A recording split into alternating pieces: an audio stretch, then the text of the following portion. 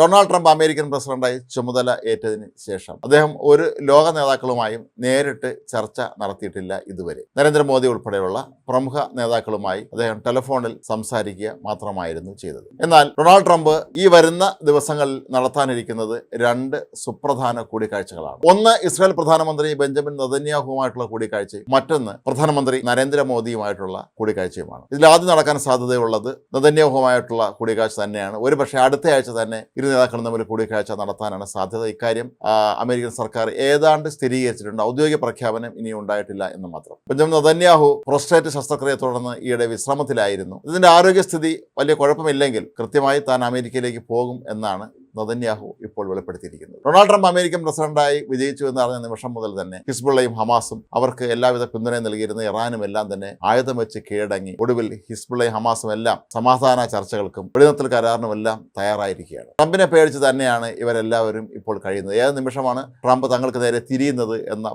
ഭയം അവർക്കുണ്ട്. ജോ ബൈഡന്റേത് പോലെയുള്ള ഒരു നയമല്ല ഡൊണാൾഡ് ട്രംപിൻ്റേത് എന്നവർക്ക് നന്നായിട്ട് അറിയുകയും ചെയ്യാം. കഴിഞ്ഞ ദിവസം ട്രംപ് പറഞ്ഞതുപോലെ ജോ ബൈഡൻ 4 വർഷം കൊണ്ട് ചെയ്യാൻ കഴിയാത്തതാണ് ഞാൻ ഒരാഴ്ച കൊണ്ട് ചെയ്തത്. അത് ഏതാണ്ട് സത്യവുമാണ്. ഇതിൽ നെതന്യാഹുവുമായിട്ടുള്ള കൂടിക്കാഴ്ചയിൽ ഗാസയിലെ പുനരധിവാസം തന്നെയായിരിക്കാം ഒരു പ്രധാന ചർച്ചാ വിഷയമായി മാറാൻ സാധ്യതയുള്ളത്.